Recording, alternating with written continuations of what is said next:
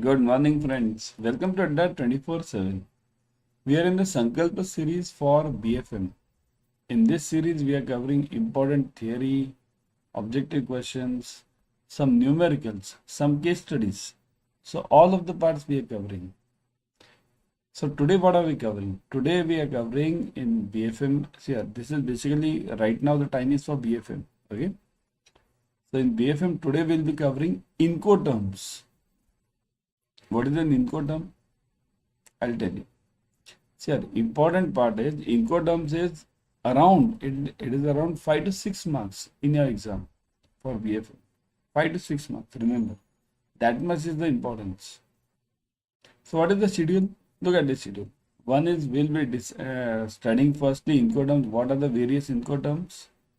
And second, we will be having the objective questions on the Incoterms. Okay. So firstly, let me discuss this. Now, many of you might be actually knowing the Incoterms, what the meaning of Incoterms, but then also I'll give you. Incoterms means it's a responsibility. Responsibility. Okay. A responsibility between whom? Here, whenever I do any export from here, so in that case, where will the seller give the goods and where will the buyer take the control of those goods? Where will the seller leave the control of the goods and where will the buyer take the control of the goods? This term is known as Incoterms. Means where, suppose, let's say, I'll tell you regarding this Incoterms. Whenever we go to them, you'll understand it better. Suppose, let's say, let's take the first Incoterm, X works. Okay, what is X works? X works means what? If this is my factory, okay, let me expand this. Okay, so it becomes easier for you to understand. Let me expand this. So, this X works. Suppose if seller says, I will put the goods, manufacture these goods and put it in front of my factory. I won't give you anywhere else. Just in front of my factory, I'll place them. You pay me and take these goods from here. How do you take it? What do you do? That's not my concern. So this is known as X works. This is the best Incoterm for any seller. Always. Why? Because here the responsibility of the seller is up to what? Up to the gate of his factory. That's it. From here, everything is on the buyer. Tomorrow, while taking the goods, there is an accident, or if there is some robbery, then seller is not responsible. Seller says, okay, I have given the goods as per my terms and conditions. Now it's your responsibility. So this is known as X works, the best Incoterm for the seller. Then comes a bit higher. Now the buyer is in, let's say, USA. Seller is in, let's say, India. Okay. In that case, what will the buyer do? What will the buyer do over here? Now, if you look at it, the buyer over here, see this, I'll take this over here, huh? Or shall I make it smaller so that you understand? Yeah, now it's easy, simple to understand. Okay. Now let's say the buyer is in USA. Then what will the buyer say? Sir, see, coming to a factory and taking it is the difficult part. What I'll do is, you do one thing. You put these goods on the ship. Load these goods on the ship. And from here, my responsibility will start. So the seller will say, okay. In that case, what will happen? Seller will manufacture these goods, take these goods in the truck from his place or her place, not only his or her place, okay, up to the port, okay, and here the seller will take them up to the port and load these goods into the ship. This is called as loading on on board. This is known as board, okay. So the goods will be loaded on the board. Here the responsibility of the seller ends. Once the goods are loaded on the board over here, say this, once they are loaded over here on the ship, then the responsibility of the seller ends. Okay. Then what happens? If tomorrow something happens to the ship, so this ship gets sunk over here, or there is a robbery, there is some storm, and the ship gets means material gets distorted. In that case, the seller is not responsible. Seller's responsibility was only loading on the board of the ship. Now, what is on the board? Again, remember this word you will find it many times. On board, on board, on board. What do you mean by on board? What is the word on board over here? Here. Now, this is a bit. We are going into the ship, right? It's not needed, but then also let me explain you. This top part of the ship is known as deck, D-E-C-K. You saw that Titanic movie? Everyone has seen that Titanic movie? That she is standing here and then that song, right? All that. This is known as deck, this top part. And board means this, lower part, board. Always material or goods are always loaded in the ship below. Goods are always loaded on the board. They are never loaded on the deck. Okay, they are never loaded on the deck. So this is on board means the goods are loaded on this below part. Okay, otherwise what will happen if they are loaded above and people are below? What will happen?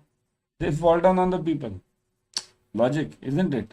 So that's why they are always loaded on the board below. Okay, so now what happens? Suppose if tomorrow this buyer says that this FOB you have understood? See here, on board. So this is known as FOB, free on board. So the responsibility of the seller is to load it on the board. Now there is one more incoterm attached to this. Means if the seller says, no, I won't load it on the ship. I will load it, I'll just put it besides the ship. Means wherever you have that place of keeping the goods on that port, there you will see, there I'll put it in, there I'll put these goods. So that is known as FAS. Now what do you mean by this besides the ship? All of you have seen the old Hindi movies. Always in last, there is always a fight between the hero and the villain. Now 1980s, 90s, those movies, up to 2000 also. Nowadays everything is gone. Nowadays nobody has that last fight in the movie. There was a concept of last fight in the movie. Everyone remembers? Type yes in the comment section. Have you seen that old Amitabh or anyone's movies? Last fight. That last fight was mainly, many a times, it was on that deck only, on that ship only, port. All those containers, hero jumps. Now also you see it in the South Indian movies, right? Many of the South movies. You'll see the same. The hero jumping from that container, all that containers, that is basically FAS. So next time whenever you see this, you just call it FAS, okay? Free alongside ship. This is known as free alongside ship, okay? So this is FAS, free alongside ship, got it? Now this is incoterm FOB, this is FAS. Now next one is CFR and CIF. Look at this, CFR and CIF. CFR means what? Cost and freight. What does it mean?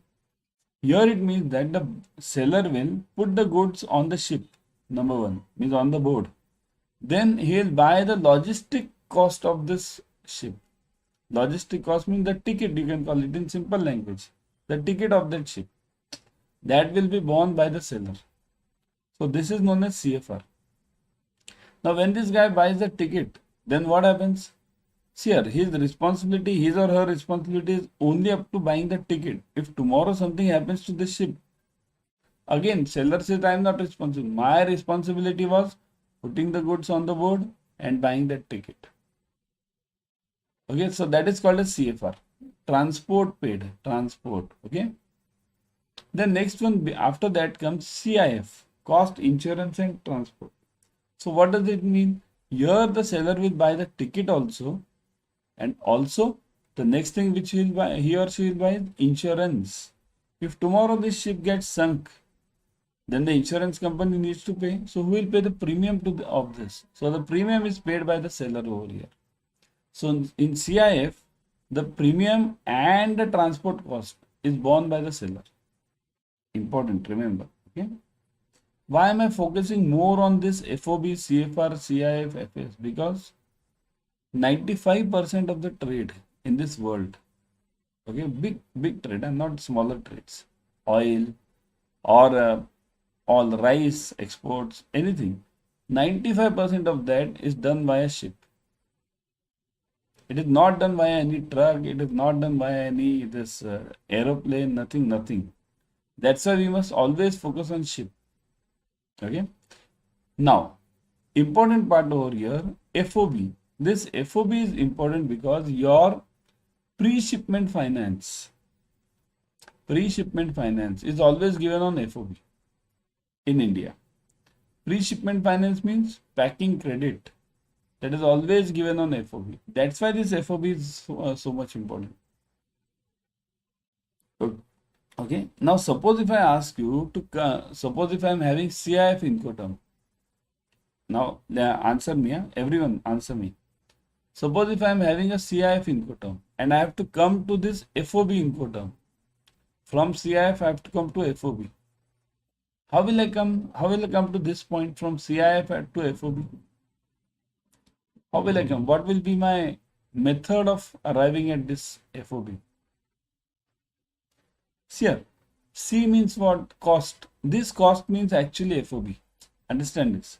C means this FOB. FOB is what? Free on board. That is the manufacturing cost. So this C means FOB.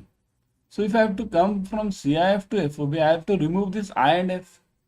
Simple.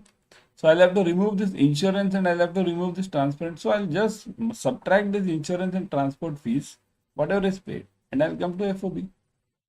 Because in exams, many times they give you CIF and then they ask you to find out the FOB. They give all the figures. Insurance also they give, then freight also. You have to just subtract it and you come to FOB. Okay. But also remember, while giving the pre-shipment finance, we have to subtract the profit also. Never forget the profit, because pre-shipment finance is given for the cost, not for the profit. And post-shipment finance is given on whichever Incoterm is given. No subtraction, nothing. Whatever is given, pay 100% in post-shipment finance. Remember, post-shipment finance, pay 100%.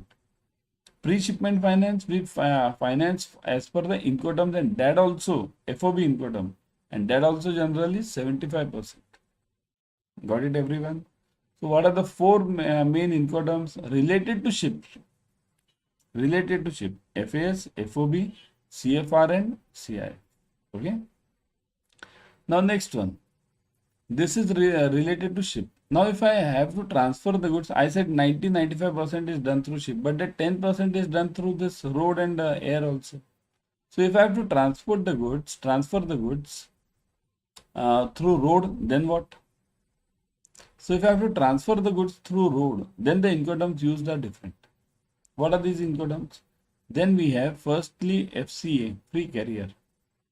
Now free carrier is same as FOB. Now look at this. Have I written it over here? No. See this, free carrier is same as FOB. FCA on road is same as FOB on ship. Remember this, simple. Here also the seller will just load the goods on this truck and that's it. Okay. Similarly, CPT, carriage paid to. Okay. This carriage paid to is same as CFR, cost and freight. CPT and CFR same. Only CPT is related to road or air also. See here, for airway you will say road, but what about airways? What about railway? Anything other than ship, these Incoterms are used. FCA, CPT, CIP, DAP. Anything other than ship. Okay. Sometimes even in air, even in this road, everywhere, there also these Incoterms are used. There also means in air shipment also you might find something FOB. So whenever we say FOB in air, it means we are talking of FCA. Okay. So CFR got it. Next one is CIP, cost insurance paid. Now what is this? Logically, tell me. This will be equal to what? Type in the comment section. This will be equal to what? Everyone. This will be equal to, yes, CIP will be equal to CIF, cost insurance and freight, because here also cost and this carriage and insurance paid. Okay. So got this point now? Now this is an income for road. Okay. So now you got these four FAS, FOB, CFR, CIF, FCA, CPT, CIP. Done. X works already done. So how many are closed? 1, 2, 3, 4, 5, 6, 7, 8. Okay. Now 2, 3 are remaining. DAP and DDP. Okay. These are remaining. Remember, they are hardly of any use in your numericals. In numericals, you won't get it anything related to DAP or DDP. Only this is for theory. In DAP means what? What do you mean by this income term DAP? DAP means delivery at place. Delivery at place means what? Wherever this buyer will say, there the seller will have to send the goods. If buyer says, I have a godown there in Chennai, my office is in Mumbai, you send the goods to Chennai godown. So what does it mean? Delivery at place. Send it to Chennai godown, even though the office is in Mumbai. Okay. So in DAP, remember, delivery at place. Here it is decided who will pay the customs duty at the export side, who will pay the customs duty at the import side. Both the things are decided. Okay. So and DDP, delivery duty paid.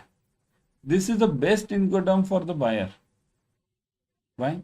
Because in DDP, now look at this. This DAP and DDP, they are applicable to both ship as well as road and rail or air or anything. Okay. Now DDP is applicable. DDP means what? Delivery duty paid. It is the best income term for the buyer. Why? Because here every responsibility is on the seller. Paying the customs duty at the export side, paying the customs duty at the import side over here. Then bringing the goods up to whatever place this buyer wants. So that is known as DDP.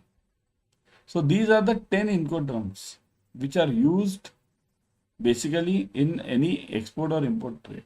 Okay. See, this is the example I have given. Suppose if I am having CIF of 1000, insurance is 30, freight is 60. Then my this FOB will be what? 1000 minus 90, 910. Okay. CFR, cost and freight, it is 1000. Insurance is 30, freight is 60. Then FOB will be what? Now understand this. Here what have I done?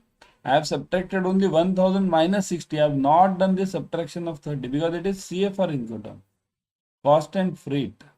Only have to subtract freight over here. So 940. Got it? Always remember, while solving any numerical, you have to do this, but you have to do in addition this profit percentage also. Now this is a typical numerical which I have solved. Just for your reference, I'll give you. CIF is given as 1200. Insurance and freight, now combined it is given as 10%. Profit is given as 15%. So suppose if I tell you to arrive at a FOB, or pre-shipment finance. Suppose if you have to give the pre-shipment finance in this part, overall this scenario. Okay. So what will you do? CIF is 1200, insurance and freight is 10%, profit is 15%. What will you do? First, what you do? You first find out the 10%. What is the 10%? 1200, right? 1200 minus this 10%. So it is what? 120. Okay. Then again profit is 15%. Find the profit of 15% from this 1200 itself. So 1200 into 15%, 180. So now subtract this. 1200 minus 180 minus 120. So you get it as 900. So this is FOB value. But from this FOB value, what have you to do? You have to give the finance of 75% only. So from this 900, you will be paying 75% only. So this is the basic logic of pre-shipment finance. That's why I took this numerical over here. Okay. Now before going ahead, everyone download Adda 24/7 app on your mobile. In this app, you will be getting the premium study material plus live classes, ebooks, tests, whatever we require for clearing a JIB and CIB. We'll be getting it over here. Okay. So download this immediately. Got it? Okay. Now these are the income terms. I have written it over here, theory part. So you can definitely read this. Departure, X works, already explained. Main carriage paid, CFR, CIF, CPT, CIP, all these are showed. Main carriage paid Incoterm. Now these two are related to ship. CPT and CIP are related to this this road and air and everything. Okay. Main carriage paid, unpaid. Unpaid means the carriage is not paid. FCA, FAS, FOB. FCA is related to this railways or road. FAS and FOB are generally related to ship. Okay. Arrival, DAP and DDP, delivery at place, and this DDP is delivery duty paid. So here arrival means at the importer side. Okay. This is, I have given the responsibility for each of the seller, means it's same thing which I discussed, just it's given in details over here. Details means where the responsibility is for your reading basically. Incoterm, Xworks, FCA, FAS, FOB, all these. Export packaging, who is doing what? Okay. So where is the responsibility? These are the responsibilities. Okay. You can read this, expand this, enhance this video and read this. Okay. Next one. Now before going ahead, everyone join Officers Adda 24/7 YouTube channel. In this channel you will be getting the latest updates. Now how to join this? Latest updates from IIBF regarding JIB and CIB, and importantly you will get this, the free YT series, YouTube series. Now how to join these channels? Scan these QR codes.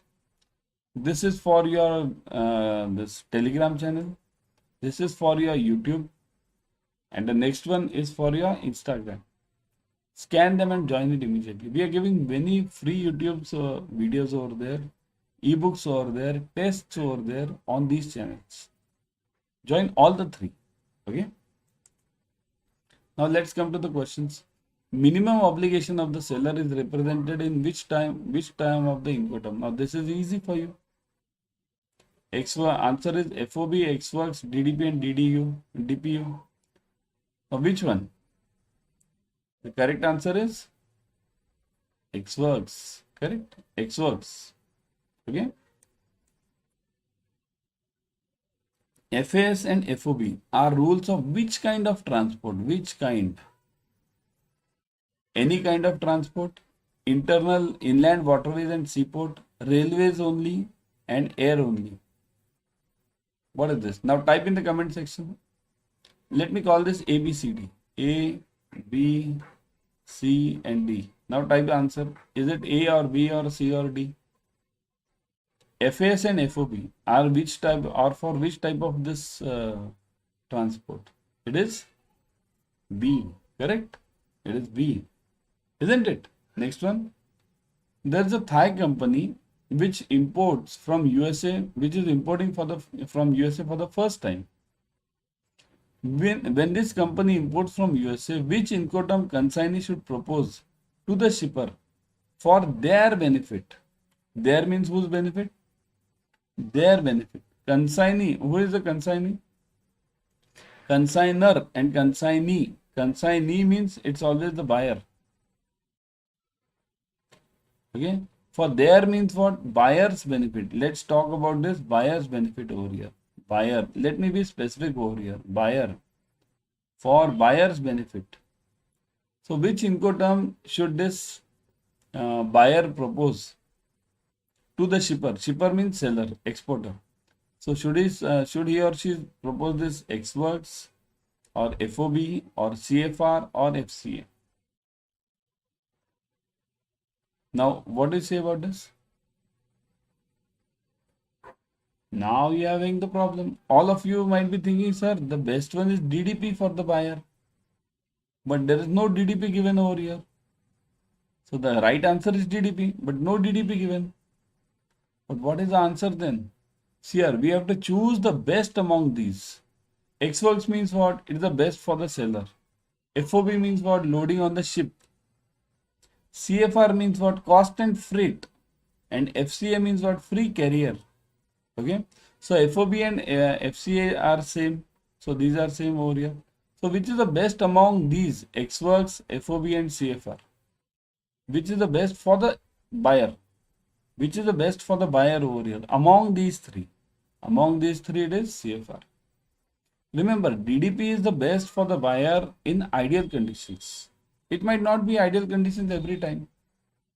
Okay. So, which is the best for you, that you should agree. Suppose if it is said that benefit for the seller. Suppose if this is for the seller's benefit, then which one is the best? Then it's X works. For the seller, it's always X works, right? Which is this Incoterm? Say this Incoterm. Here, the seller is, this is the seller. So, seller is putting the goods up to the ship. Okay, up to the ship. Loading the goods on the ship. And then the ship is going out. So, which is this Incoterm? FOB, X works, CIP, CPT. Type in the comment section. Which is this Incoterm? Which is this? Fast. This is FOB. Okay, free on board. Correct? What is the difference between CFR and CIF? CFR, see this, cost and freight. If CIF means cost, insurance and freight. So CFR, no duty. CIF, shipper pays duty. Is this related to duty? Not at all. Nothing related to duty. CFR, shipper pays cost, means freight. Here consignee pays freight. Now shipper pays freight, and here CIF, consignee pays freight. Shipper means this shipping company. Okay, or in fact the seller. Okay, seller. So shipper pays the cost, freight, and here consignee pays the freight. Nothing like this. Both of them CFR, cost and freight. The seller pays the freight over here, right? In both CIF also and CFR also. CFR, no insurance, and CIF, shipper pays the insurance, means seller. Now this is right. CFR, no insurance, and CIF, seller pays the insurance, shipper, okay, exporter. CFR, shipper takes the risk, CIF, consignee takes, it's not that. Consignee means buyer takes the risk, no one. Here, shipper takes the risk, CFR, shipper does not take the risk over here, seller. And in consignee, this also. Consignee means insurance is brought in by the seller, but the risk is not taken. The seller will only pay for the insurance if something happens. Okay. But the right answer over here is this. CFR, no insurance. CIF, shipper pays the insurance. Okay. And we are in module B right now. So today we'll be dealing with objective questions on risk in banking. So module B is completely about risk. Remember, there are 4 modules. A is about forex, B is about this risk, C is about treasury, and D is that balance sheet management, transparency, corporate governance. Very toughest topics. All of them are tougher ones. Okay. So follow this series completely till the end. So let's start. The yield to maturity of a bond is same as, so this YTM is same as what? Now I'll tell you something. Say this. In any bond, remember, in any bond, there are 5 elements. Always remember, there are 5 elements. Out of these 5, 3 are static.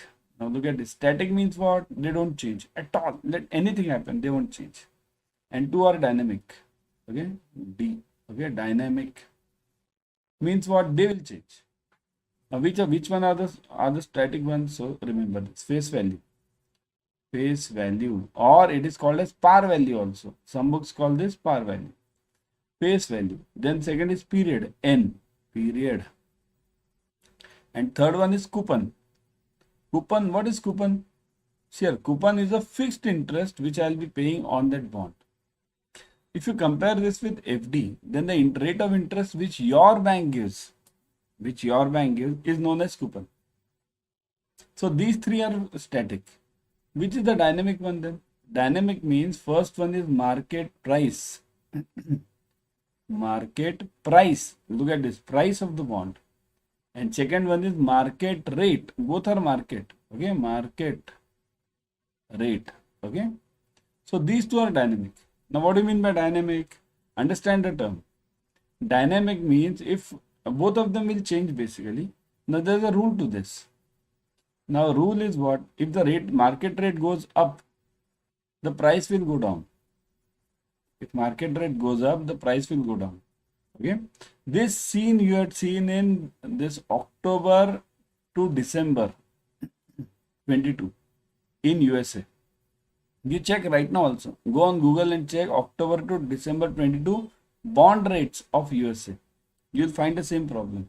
The market rates were going up and the market price was going down. Now what is the question? But your YTM, where is this YTM?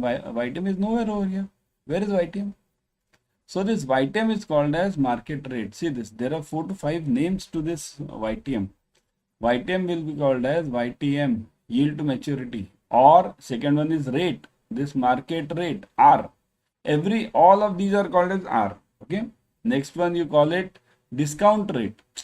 Discount. Any name can be given, huh? Discount rate. Next one you call it discount rate. Then asking rate. Asking. Okay. So any name can be given. So the YTM of any bond is same as present value of the bond, future value of the bond, the bond's internal rate of return, and none of these. So what is this equal to always? Remember, the present value of the bond, present value formula is totally different. Future value, that formula is also different. Bonds IRR, this can be thought of. So this is, you can call this as IRR also, internal rate of return. So what is YTM? YTM means when I hold any bond, buy any bond and keep it up to the maturity. Understand this, see this. Suppose I buy this bond today and keep it up to the maturity. Maturity means I am not selling that bond till the end. Okay. So I am not selling this bond. So I buy this and say keep it up to the end. So what will happen? What will I get in this? I'll get one coupon. Every year I'll be getting some coupon, year or 6 months, whatever is decided, right? So I'll be getting the coupon, fixed rate of interest, and in the end I'll be getting the complete face value also. So this is known as bond's internal rate of return, or it is called as YT. Clear everyone? Concepts are clear. That is important. Okay. Type yes in the comment section. Type yes if you have understood it, so that I'll go ahead. Okay. We'll see here. It's not important that I'll cover many questions, 20 questions. But just covering the questions, yeah, YTM is same as bond's internal value. Okay, next 20 questions. What's the use? You are in CAIIB. You are not in JIB level. JIB level you can learn. CAIIB you can't learn. Okay. CAIIB you have to understand. Okay. Risk is defined as uncertainties resulting in adverse outcome, adverse in relation to the planned objective or expectations. Now this is simple. It won't take much time, isn't it? Adverse variation of profitability or outright losses, both A and B, and none of these. This is quite simple. See, a risk means what? Uncertainty. Basically, remember, risk means uncertainty. Uncertain. That is known as risk. But uncertain in what direction? In your unfavorable direction. Remember, anything in your unfavorable direction is a risk. Suppose if, let's say, I buy, you only, let's consider one simple thing. You buy a flat tomorrow. Let's say you buy it for 40 lakhs. Done. Now the value of that flat goes up 40 lakhs to 70 lakhs. Are you at risk? No, not at all. Risk is when the value of that flat goes down 40 lakhs to 30 lakhs. Then you are at risk. So unfavorable. So what is the answer over here? Quite simple. A, adverse outcome. Reverse. Adverse means not in my favor. Adverse variation, not in my favor. So answer is both. Isn't it? How many of you have got this right? At the end, what do? You tell me a score. Whatever I'll be giving, see this earlier one, this one, and this one. You tell me a score also. Okay. Next one. Financial risk is defined as financial risk. What is the financial risk? See here, financial means what? Related to finance. Okay. Financial risk is defined as uncertainties in the cash flow. Uncertainties in the cash flow. Second, variations in the net cash flow. Uncertainties resulting in outright losses and all of them. Simple one. Let me see how many of you are right over here. Let me see your answers first. Uncertainties in the cash flow. Is it a financial risk? Variations in the net cash flow. Uncertainties resulting in the outright losses. Which one is the correct one? What do you think? Let me see. How many of you have typed this? Is it A, B, C or D? It is D. Correct? D. Correct? Yeah. Okay. One sec. Yeah.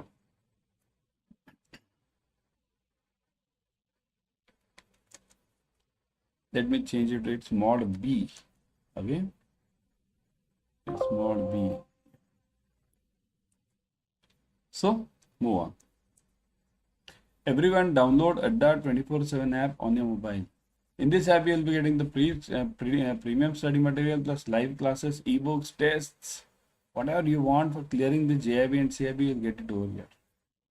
How to download it? We are having a QR code. It's given in the comment section below. Okay? Scan that QR code. You will join our Telegram channel. You can join our YouTube and Instagram also. Follow us on all these three. Okay? So download right now this app also. Okay? Uncertainties in cash flow, cash inflows or outflows can create uncertainties in net cash flow, profits, both A and B, none of these. So uncertainties in cash inflows or outflows, both. You'll say, sir, inflows is okay, how come outflows? See, both are the same. Suppose if sometimes my outflow is, let's say 1 lakh and next month and my outflow is, let's say 1.5 lakhs. It's an uncertain. Similarly for inflow also. So it will result in what? Can create uncertainties in net cash flow, profits, both A and B. Obviously, isn't it? Both A and B. See, how many of you have written it correct? Type in the comment section. Have you got it right? Yeah. Which of the following is not correct? Now see here, in exam you have to always check what is asked. Sometimes they will ask you what is correct. Sometimes they ask you what is not correct. So sometimes they ask you which one is false. So you have to tick the right one. That's why you have to read the question properly. So which of the following is not correct? Lower risk implies lower variability in net cash flows. So lower risk means lower variability. What do you mean by this term? Lower risk, lower variability. Is it true? We want not correct. Okay, let me get the answer from you. Then I'll explain. Higher variability in net cash flow may result in higher profits or higher losses. Higher risk would imply higher upside or downside potential, and none of these.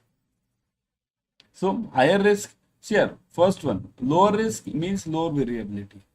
So that is true? Yes, that is true. Why? Because if my cash flow is less, means the variability is less. 1 month I get it 1 lakh, next month I again get it 1 lakh 1,000 or 99,000. So that's variability is less. Suppose 1 month I am getting 1 lakh, next month I am getting 2 lakhs. After that month I am getting 0. So that is higher variability. So that will be a higher risk. So this is true. We want false, isn't it? What is our target? Our target is false. Higher cash variability in net cash flow may result in higher profits or higher losses. So higher variability, sometimes I'm getting huge cash, sometimes no cash. So it may result in higher profits or higher losses, both. That is true again, isn't it? True, isn't it? Higher risk would imply higher upside or higher downside. Higher risk, higher upside or higher downside. Right? Have you seen this day trading in stock market? In options or futures, mainly these two only, options and futures. You'll see this sign. Higher upside, higher downside. Anyone is, just type in the comment section if you have done the trading in Bank Nifty trading. Anyone has done? There you'll find it. Higher upside, higher downside, higher risk. So that is also true. So which is false then? None of these. All of them are true. Okay, all of them. Generally in exam, we have a habit that none of these will never be true, will never be the answer. But remember, this is CAIIB. In CAIIB, you can't guarantee anything. You can get none of these answers also. Okay? Because remember, higher variability means may result in higher profits and or higher losses. Higher risk would imply higher upside or higher downside. Okay? That is the basic logic of this ALCO department. What is the ALCO department in the bank? Okay, asset liability management. So it basically deals with this higher upside and higher downside. Okay, yeah. Uncertainty with regards to interest rate at which future cash flow could be reinvested. Now, with regards to interest rate at which future fund cash flows can be reinvestment, basically we are talking of reinvestment. Means what? Suppose if I am having an FD, let's say today, I am having an FD at FD, okay? I am having at, let's say, 8%. This FD is for, let's say, 3 years. So what is reinvestment risk, or what is the risk in this? After 3 years, will I be getting the same rate of interest of 8% or higher, or higher, or will I be getting 8% or lower? So this is known as which risk? Will I be getting the same rate or higher or lower? So it is reinvestment risk, interest rate risk, gap or mismatch, none of these. What is saying now? Name itself. नाम ही काफी है, नाम ही काफी है. We have a dialogue ना in Hindi. बस नाम ही काफी है. Reinvestment risk, isn't it? That is the answer. Whether you will be able to reinvest this money at the same rate or higher or lower, that is basically the risk, isn't it? Right? See, here you'll say, what is this FD? We are talking of BFMs here. In BFM, remember, all your bonds are similar to FDs. Now tell me, what is the difference between bond and FD? Difference is not much. Okay. Bond equals to, I'll just give it to you simple. Bond equals to negotiable FD. Remember, negotiable FD. Because what is FD? FD is not negotiable, right? FD is not negotiable. Now, what do you mean by negotiable? If I have a FD, okay, in your bank, tomorrow if I send my brother or tell my brother that what do? You take this FD and go into the bank and get the money in your savings account. Will you give him? Will you give him that? Okay, you have brought this FD, so we'll transfer it to your account. No. How many of you will give it? Tell me. No, because FD is not negotiable. FD money is given only into that account of that same account holder. But bond is slightly different than FD. That's why, what did I say? Those three elements, static and dynamic. These dynamic ones are bonds. Means that is the difference between bond and FD. Otherwise, these three terms, static ones, are same as that of the FD, isn't it? This one, what was it? This one, yeah. See, this for these three terms, bond and FD, both are same. This is the only part which changes bonds. Bond changes because of this. This is not available in FD. So that's why bond equals to negotiable FD, isn't it? Got it? So, where were we? Yeah, over here. So, reinvestment. Got it? Subscribe to Officers Adda 24/7 YouTube channel. As I told you, join this channel immediately. Subscribe to it. Click on the bell icon. Here you will be getting the latest updates on IIB from IIBF on CAIIB and JIB. Means update means whatever are the changes in the subjects or timings change, then what venue change, many things you get it. Okay, so all these changes. So one is updates. You will be getting the updates, and second, most important, second is free YT series. Free YT series. Right now, what are you watching? You are watching the same free YT series. So same free YT series, you will be getting it over here. Okay, so that's why subscribe to this Officers Adda 24/7. Join our LinkedIn. See this, not LinkedIn, Telegram. Okay, join our Telegram. Then YouTube and Insta. All the three you have to join. Why? Because on all these three we provide all the questions also, free question banks, free tests. Okay, plus videos are available on YouTube also, and all of these they are posted. So that's why subscribe to it right now. Click on the bell icon. Where the bank borrower or the counterparty fails to meet its obligations regarding the terms of agreed with the banks, it is called as, see here, counterparty is failing. Counterparty fails to meet its obligations. So what do you mean by this? Counterparty is failing. Market risk, operational risk, liquidity risk, credit risk. Type fast in the comment section. Is it A, B, C or D? What do you say?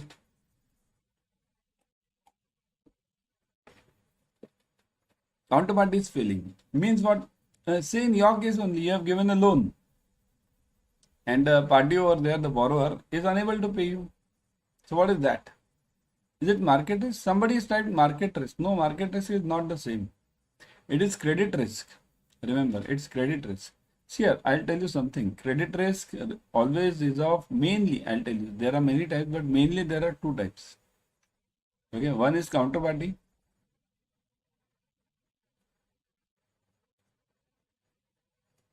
And second is this country risk.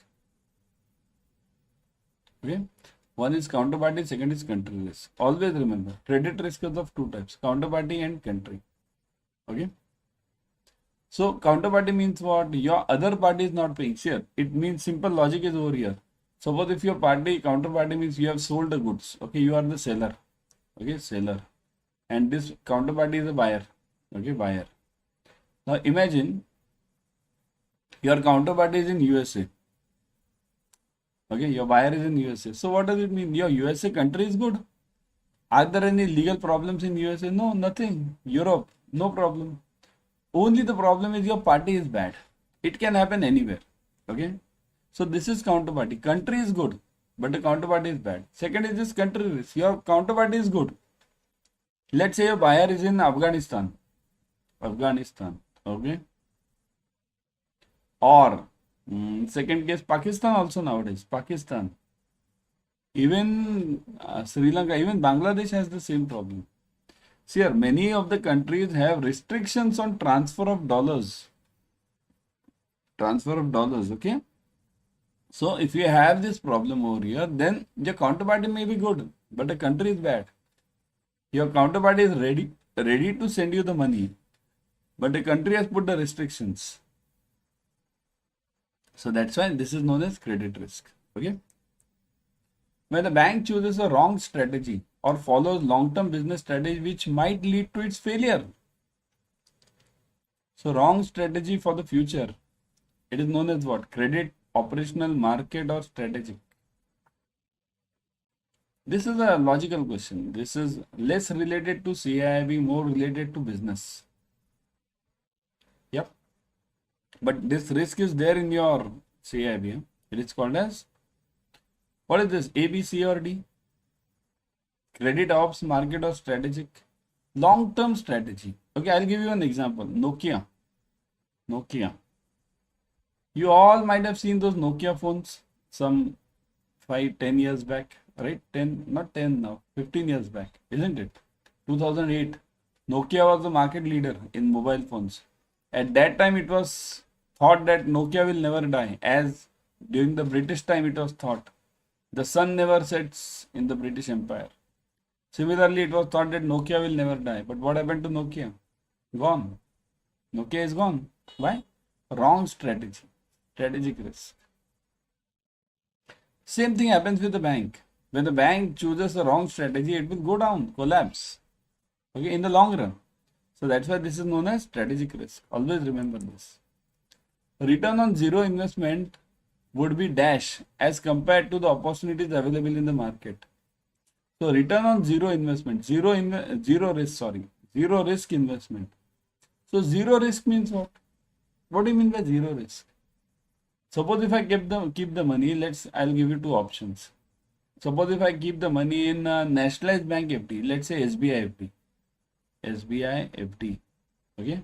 Or second is I keep the money in stock markets, stocks. What will happen?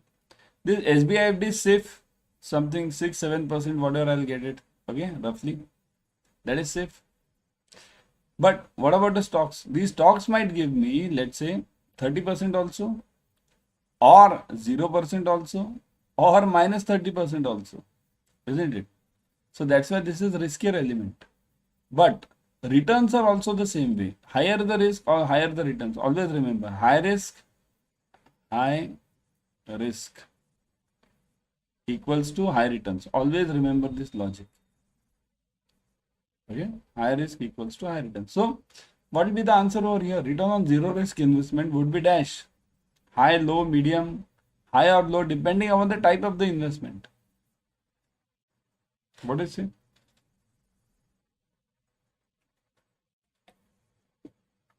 High or low, depending on the type. Somebody is typing this D. See here, if it is higher on the type of instrument, then it becomes the riskier element. We are talking of zero risk. Zero risk will always be low. Treasury bills, T-bills are zero risk instruments. Okay. Hi friends, welcome to Adda 24/7. We are in the BFM Sankalpa series, and in this series, we are covering important theory and objective questions. And today's topic is technology in international banking. Here, the same topic is going on in the paid class also. Everyone, kindly note. Same topic is going on in the paid class. So, if those who are in the paid class, they can follow this series also for the important definitions. Okay. So you guys, those who are watching on YouTube, kindly join the paid classes because in details it is covered, it is covered over there. Okay. So let's start. See here. We'll be doing today the important definitions which are asked in the exam. Very important definitions. Okay. Because these definitions I have seen it in so many exams. Okay. So fintech. First definition. Fintech means what? Fintech refers to the synergy between the finance and the technology. See here, sometimes they call it fintech, and there is a separate word called as techfin also. Techfin. Okay. So techfin and fintech, these are not same words. Fintech means first finance, and then technology. Finance plus technology. So basically this company is in finance and then it is using technology. But techfin over here means the company is in technology. Understand the difference? Technology and then it is doing finance. Okay. Now you'll say, sir, what is the difference? Only words are the different over here. See, the difference is like this. Suppose SBI. SBI will fall in fintech. SBI, HDFC Bank, all are banks. They are fintech. They are first finance, then technology. Techfin means what? Google. Google will fall in techfin because it is first technology and then it is giving loans. Phone Pay, first it is technology, then it is giving loans. Google, Phone Pay. Okay. So these are all the techfin companies. Understand the difference. There is a slight difference in the words, but huge difference in the overall companies. Okay. So finance plus technology. Fintech refers to synergy between finance and technology. Okay. Second one, regtech. Now what is this regtech? See here the words, you can break it up over here. Reg means regulatory. Reg plus tech. So reg refers to regulatory. Technology in regulatory aspects, focusing on automation of the compliance processes for the banks. Right. So automation of the compliance. What do you mean by automation of the compliance? What is this? Okay. See here, I'll give you simple reason, simple logic behind this. Compliance. Let's talk of simple terms like large cash transaction report. Okay. Large cash transaction report means any transaction about 10 lakhs of cash, right? So in large cash transaction report, why has a bank or the employee to report it? As you are having the technology over here, right? So immediately it should be reported, it should catch which is the large cash transaction report and give it, isn't it? So that is known as automation. Similarly for this bill of entry also in trade finance. Now those who have covered this batch, those who are in the batch, they'll understand the SDF form and BF form. BEF. I told you BEF BEF report is now removed, right? Why? Because of this automation in the technology. Means bill of entry, whatever is coming in, why should it be reported separately now? Once it's in the customs office, you get it through their system, it is automatically reported to RBI, isn't it? So automation means reducing or removing the manual work in the compliance part at least. Okay. Because compliance, always the problem in compliance is if there is a human intervention, always it faces the problem. There is some error, some manual error. So if it is done by machinery, nothing as such. What has happened in clearing now? Isn't it? What is clearing? Clearing is gone now. It's all automation now, isn't it? AI, artificial intelligence. It refers to the simulation of human intelligence in machines that are programmed to think like human beings and mimic their actions. Understand this, programmed to think like human beings. You'll say, sir, how can a machine replace a human being? Of course it can't. No machine can replace a human being. But if you look at your banking activities, what are you doing in the banking? Tell me. If you look at the banking activities, just tell me one answer. Everyone give me the answer in the comment section. Give me one answer. How much part of your job is repetitive in nature? Repetitive means daily you are doing the same job. Same job, same desk, everything. So how much part of your job is repetitive? I'll give you two options. One is almost 90% of your job, and second is 10% of your job is repetitive. Every time it's a new job. Right? Give it in the comment section. Everyone write in the comment section. How much part of your job is repetitive? Correct. Almost 90% of your job is repetitive. 90%. Because daily you can't have new things, isn't it? Will you have daily new challenges? No. We'll have repetitive job almost every day. Some days some new thing comes. Okay, so whatever is repetitive, that can be done by the AI. Here, simple thing is, whatever is repetitive can be handled by the machines. It's that simple. Okay, and mimic their actions. Mimic means rehearse, means do it again. Okay, so AI basically whatever you are seeing right now, chatbots. What are chatbots? Chatbots we see everywhere nowadays. You go to any site and you see, may I help you?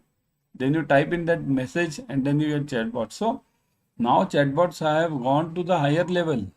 Now we have something called as chat GPT. So chat GPT, what do you get over there in chat GPT? You get various other things also. Not only this replies, but also you get the this artificial intelligence helps you to find the answers to the repetitive questions of the customers. Okay. Next is machine learning. Machine learning refers to the usage of algorithm by analyzing millions of data sets to provide inputs to the banks in the areas of customer transaction history, behavioral pattern, advisory services, etc., thereby enhancing the customer experiences with the banks. Now, what do you mean by machine learning? Here, machine learning is known as learning by the machine. It refers to the algorithm by analyzing millions of data sets to provide inputs to the banks. So, learning by the machine means this is called as there's a word in machine learning that is called as cognitive. This word you will hear many times. Okay, cognitive, TIVE. Okay, cognitive means continuous learning. It refers to the usage of algorithm by analyzing millions of data sets to provide inputs to the banks in the areas of customer transaction history. So, whatever are the customer transactions, whatever are the behavioral patterns of that customer, advisory services. So, all these things, basically behavior patterns. Here, if you see the behavior pattern of any customer, at least in the financial field, by that you can definitely govern which products are to be sold correctly to that customer. Okay, thereby enhancing the customer's experience with the banks. So if the customer receives proper treatment or proper advice as per the customer's requirement, then definitely what happens in that case, the customer will stick more to your bank rather than giving some vague. Means, for example, I'll give you, suppose if any customer is requiring, let's say, loan. Okay, he is facing some financial problem and you are trying to pitch to that customer insurance or mutual fund. These are investment products. So will that customer come for this mutual fund or investment with you? No. That customer requires a loan, so you have to pitch in the loans. How will you know whether that customer requires a loan or not? Through his or her behavioral pattern. Okay, behavior pattern means if that customer has asked for the loans, or if there is huge cash withdrawal or transfers from that account. So that is all captured under AI now and machine learning. Okay, so it refers to the usage of algorithm. Remember this word algorithm. What is algorithm? Algorithm is a set of computer programs. Okay, done computer programs. Okay, which make this machine think on the repetitive jobs. Okay, everyone subscribe to Officers Adda 24/7 YouTube channel. In this channel, you will be getting latest updates on JIB and CAIIB. Number one. Number two, you will be getting all the free YouTube series on JIB and CAIIB over here. So subscribe to it, click on the bell icon, Click on the like button, click on the share button, share it with your friends, isn't it? What is big data and data analytics? See here. Big data deals with the data sets that are too large or complex to be dealt with the traditional data processing application software. Now, what do you mean by this? See here. Many times in your computer itself, we see our own computer, your home PC it might be, or in your bank PC also. The computer operator or the admin guy, systems administration, when that person checks your computer and he or she says your data is too much loaded, your server or your CPU does not support it, your laptop doesn't support it, memory is too much gone. What is that? What is that person saying actually? That person is talking of big data. See here, every machine has its own capacity. Again, suppose if I want a huge data analysis of entire banking industry, I can't keep it on a single PC or even a simple server. For that, huge servers are required, right? So big data deals with data sets that are too large or complex to be dealt with by traditional data processing application software. Okay. Big data is advantageous where volume, variety and velocity of the data is used. Now understand the three words, very important. Okay, volume, variety and velocity. Velocity means speed. We require huge speed. Okay, science graduates might understand this. Okay, velocity is speed. So volume, variety and speed. All the three things are required and they are huge. Volume is huge means if you consider SBI, what will be the volume? If you consider your own bank, forget SBI, your own bank, what will be the volume? Per day volume. It will be huge. So a server needs to cope up with such big volume. Variety. There are thousands of transactions, variety of transactions. So all the variety needs to be captured in your system. Similarly, velocity, speed. If you imagine in the bank, if when you are using your system and if it takes around 1 minute to answer, even 1 minute is a long time in front of that customer. Waiting for 1 minute is a huge time. Okay, so that's why it needs to be at a huge speed. That's why we have all these 4G, 5G, 6G, all these things. Okay, got it? Data privacy and digital privacy. Now, what is this data privacy? See this. These words many of you might be knowing now by now, isn't it? Privacy means secrecy, right? Digital privacy, same. Okay, digital and data both mean one and the same thing.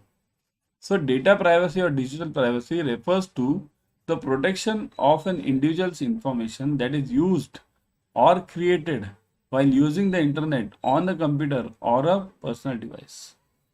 So what do you mean by this? Refers to the protection of individual's information. Okay. Now what all information can the individual have? Individual will be having various informations like name, mobile number, that is common thing, address, right? But like graduate, what is your education level? Then what is your family size?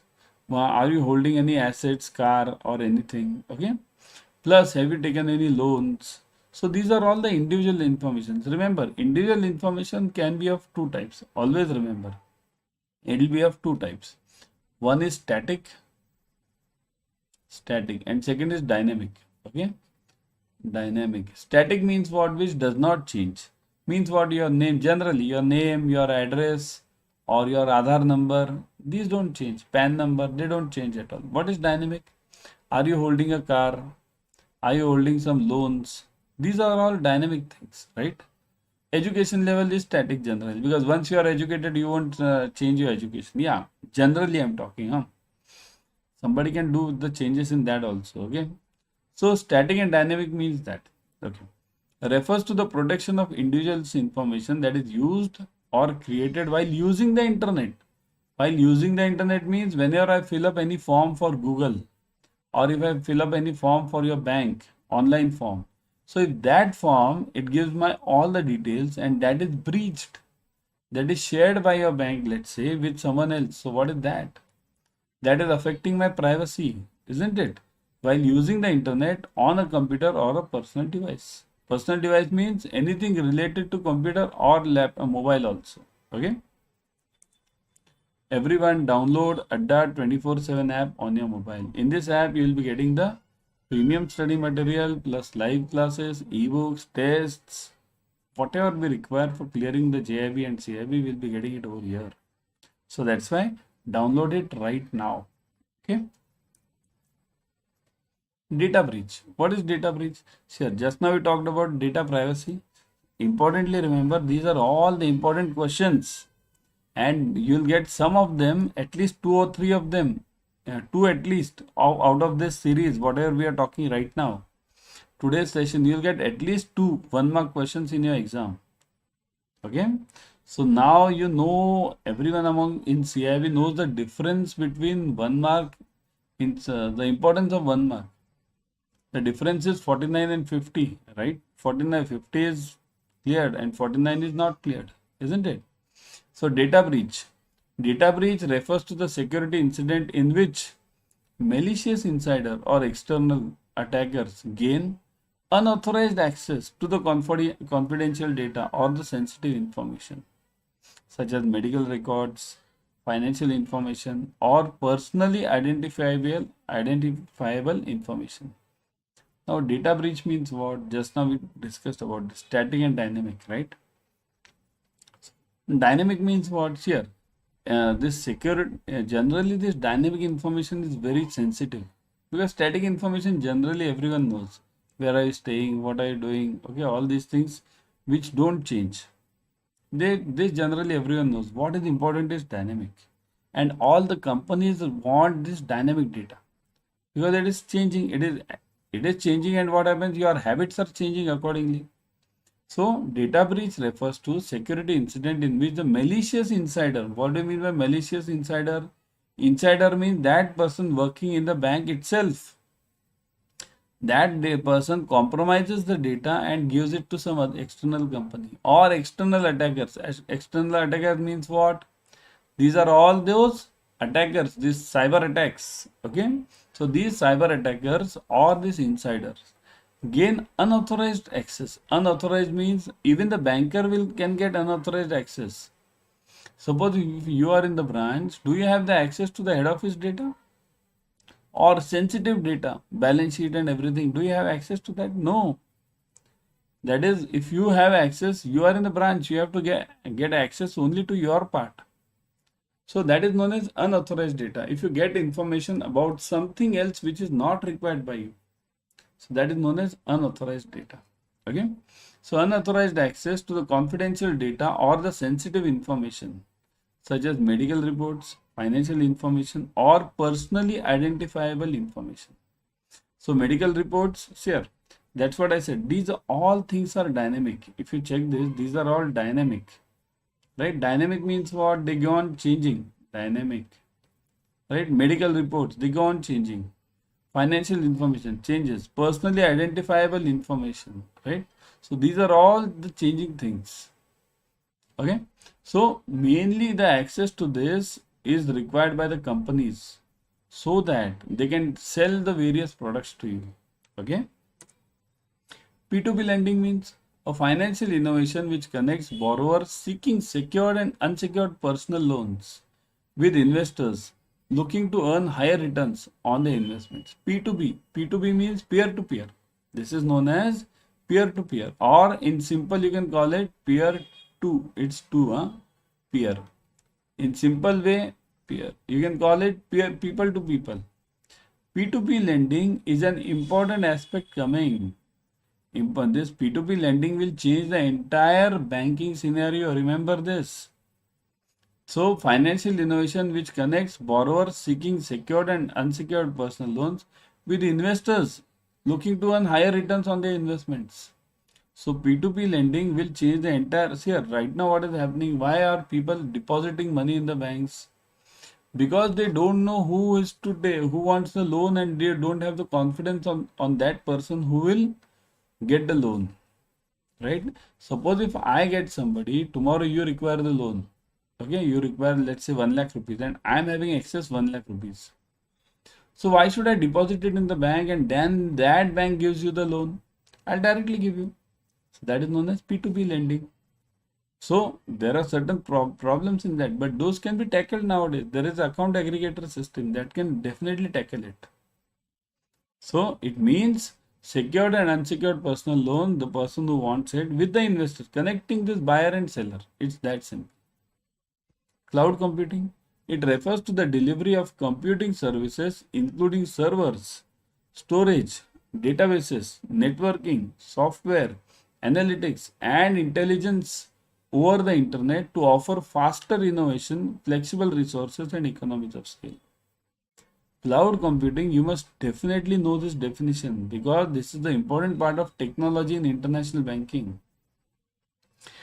Computing services including servers, blah blah blah, storages, databases, software, analytics over the internet. Now remember, over the internet means this is the server will not be a physical server, it will be in the cloud. You might have seen many of these, right? Many of the companies have come like that. What GoDaddy, right? There's a company called as GoDaddy. Check that, okay? That is giving online servers. Okay, there is many of them are there. One I know because I've used that data. Servers, storage, databases, networking, software, analytics, everything on the internet. There is no physical existence. To offer faster innovation, flexible resources, and economies of scale, right? Clear? So everything is on internet over here. There is no physical thing. Okay. Now, to join, as I told you, join this Adda 24/7 app, download this app, or join the YouTube channel. But how to join it? See, just scan this QR code right now. This blue QR code is for Telegram channel, official Telegram channel. Scan it. For all, you might be in JIB, you might be in CAIIB or any other bank promotion. Similarly, YouTube. Scan this right side QR code, this one, okay? This QR code. Then if you want to join this Instagram, okay, join this QR code, Instagram. Okay, scan this QR code and you'll join this Instagram channel. Remember, there are many fake channels available. Fake channels. So we need not join those. Okay, because here in the world there are always copycats, right? So that's why I join it immediately. DigiBank, an entire bank squeezed to fit in your smartphone. DigiBank, there is no physical existence of that bank. Remember, there is no physical existence of that bank. There is only one head office and there are no branches. DBS has started DBS. They have started DigiBank. Many of the Indian banks have also started DigiBank. No physical branch, only head office. That's it. Regulatory sandbox. This is a new definition. It refers to an environment where it allows the regulator, the innovators, and the financial service providers and the customers as final users to conduct field tests to collect evidence on the benefits and risk of the new financial products. So, where regulator, innovator, and the financial service providers. Now look at this. All these elements. These are all the we call the stakeholders. Regulator, innovator, financial service provider, customers as the final user to conduct field test to collect evidence. So field test is collected. Important part over here is field test. Okay, conduct field test to collect evidence on the benefits and risks of the new financial product. So whenever I'm launching a new product, what are the benefits of that? Will it be harmful? Will it suffice my this purpose? So that all evidence is collected using this regulatory sandbox. Okay, understand this word is very important. Conduct field test to collect evidence on the benefits and risk of the new financial products. Robotic process automation. It refers to the process of assigning manual repetitive tasks to robotics instead of humans in order to streamline workflows in financial institutions. So it refers to what? The process of assigning manual repetitive tasks to the robotics. Here, assigning manual repetitive tasks to the robotics instead of human beings. So robotics instead of human being, that is the basic logic behind this robotics process automation. So human beings should not be used for repetitive jobs. Human beings should be used for innovative jobs. Okay. Blockchain technology. Blockchain is a system of recording information in a way that makes it difficult or impossible to change, hack, or cheat the system. Okay. So blockchain is basically recording information. Recording information. Okay. We are in the BFM Sankalpa series for important theory and objective questions. Okay. And we are covering important definitions today. Of which chapter? Risk regulations in banking business. So those who are in the paid class, okay, it is useful for them also, and those who are watching on YouTube, for you also it's very useful. And kindly note, remember, join the paid classes ASAP, because here I'm taking the important definitions over here, but in the classes we have a lot of time. Okay, I'll be taking various numericals, various other theory parts also. So that's why join the paid classes, everyone. The numbers are given over here. At the bottom you are seeing this number, right? So call on that number and join it. Chalo, move on. So those who are in the paid class, kindly note, these are the important definitions which you should follow. From module B, okay? Uncertainty. What is uncertainty? Under high uncertainty, banks tend to reduce loan growth, suffer more credit risk, and charge higher loan interest. What do you mean by this? Uncertainty means, like in COVID situation, there was a huge uncertainty, right? Because banks were very afraid whether the loans given will be repaid back or not. So that was the uncertain situation. So under such situations, what happens? Banks tend to reduce their loan growth. They tend to reduce their loans, right? Suffer more credit risk, because there is a huge credit risk, because there were huge NPAs during that COVID situation, and charge higher loan interest. So banks were charging higher, that is called as risk premium. Higher loan interest is called as risk premium. Okay, premium. So this is an important term under uncertainty. What happens to the banks during uncertainty period? Reduce the loan growth, everyone.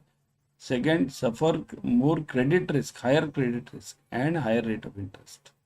Got it? Next is adverse selection. Now, what is adverse selection in this finance term? Is the difficulty to select and distinguish healthy companies with high credit rating from those that are riskier. Isn't it very important? And see here, the logic is simple, but if we don't understand it, then it becomes difficult, isn't it? So adverse selection is basically difficulty to select and distinguish healthy companies with high credit rating from those which are riskier. How will you select these? This you get it from the rating agencies nowadays. See here, you can solve this problem using the rating agencies. Like we have CIBIL over there, then we have CRISIL over there. All these companies give the ratings to various companies. Okay, these private rating companies give the ratings to these private players like Reliance or Tata or anyone. These are the big players, but there are also smaller companies. Ratings can be given to them also.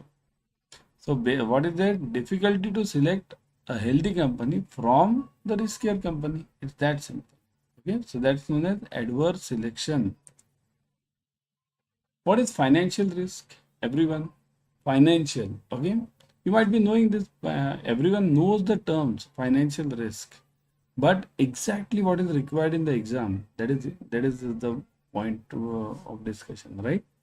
Otherwise, everyone knows what is financial risk, right? At a personal level, we always take the financial risk for investment in shares, for investment in mutual funds, right? But at a company level, at the CAIIB level, it is, what is it? See, financial risk is the possibility of losing the money on an investment or business venture. Simple and plain equation, right? Plain definition. Losing the money. Whenever I am losing the money, it's basically the risk. Some more common and distinct financial risks include credit risk, liquidity risk, and operational risk.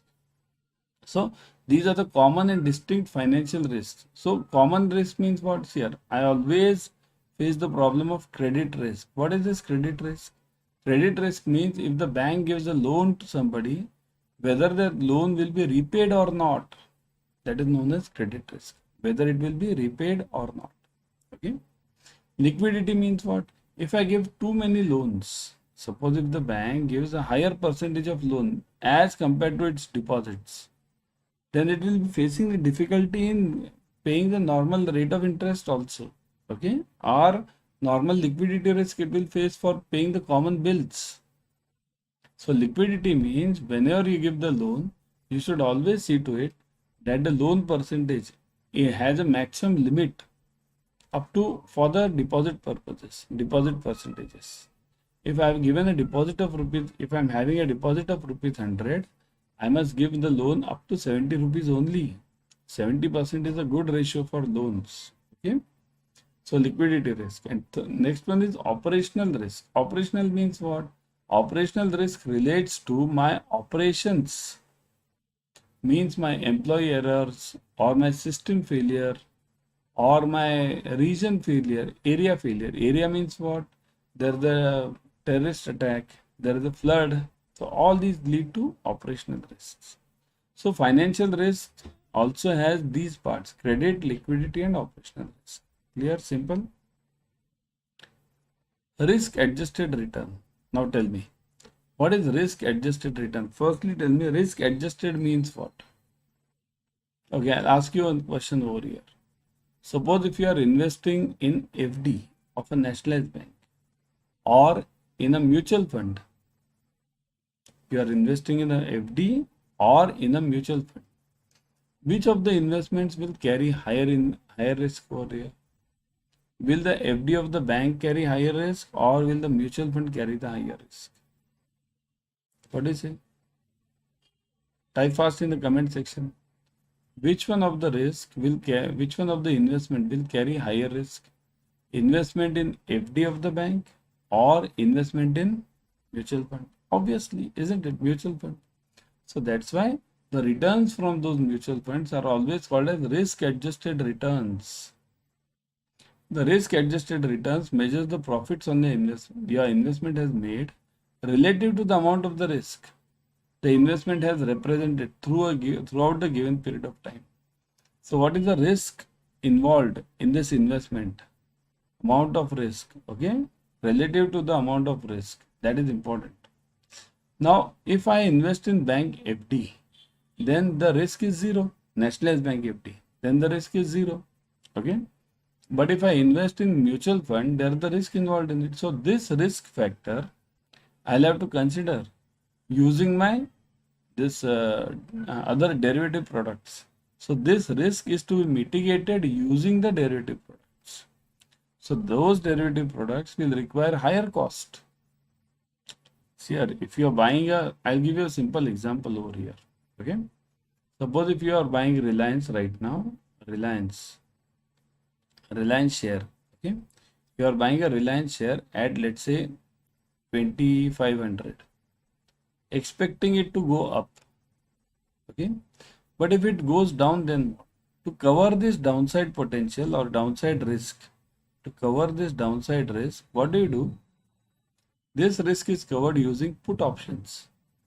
But this put options, whenever you buy this put option will carry the cost, because put option doesn't come for free. So this will carry the cost. So this is known as the risk, amount of risk, and it is known as the risk capital.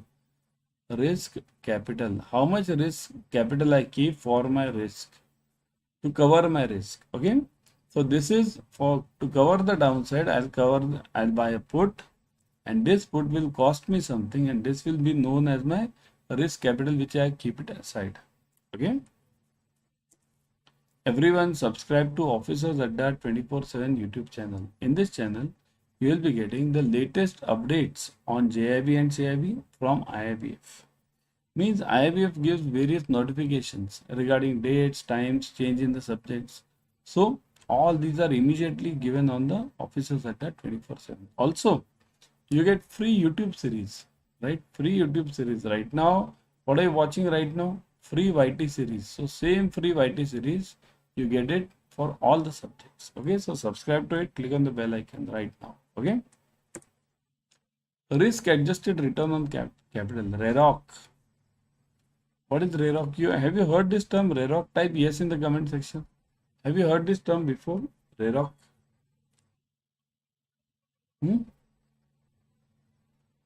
Type yes in the comment section or no. Whatever. Yes or no. So it is. Yes, I've seen many of them. Yes. Okay. So risk adjusted. We have heard the term, but we don't know the exact meaning of this. Risk adjusted return on capital means what? It is a risk adjusted measure of return on investment. Risk adjusted measure. Okay, what do you mean by risk adjusted measure? What do you mean by risk adjusted measure? Here.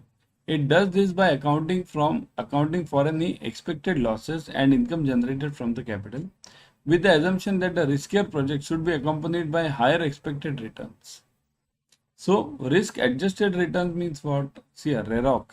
So same as this earlier, we have seen one earlier definition just now. Similar to this, higher the risk, higher I'll be expecting the return. So higher expected returns.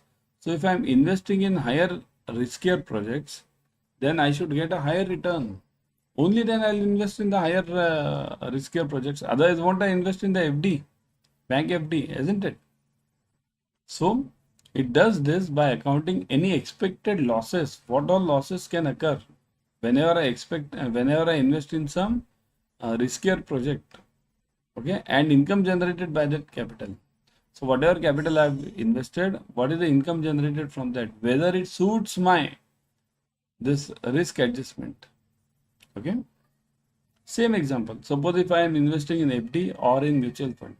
So definitely I'll expect higher returns on the mutual funds, right? Whereas in FD I'll be expecting lower returns. Risk management process means what? Managing the impact of the risk by analyzing, forecasting and making predictions based on the historical trends. It also includes taking corrective measures to reduce the impact of the risk. So what do you mean by this? Here, managing the impact of the risk by analyzing, forecasting and making predictions based on the historical trends. Analyzing, forecasting and making the predictions. Okay.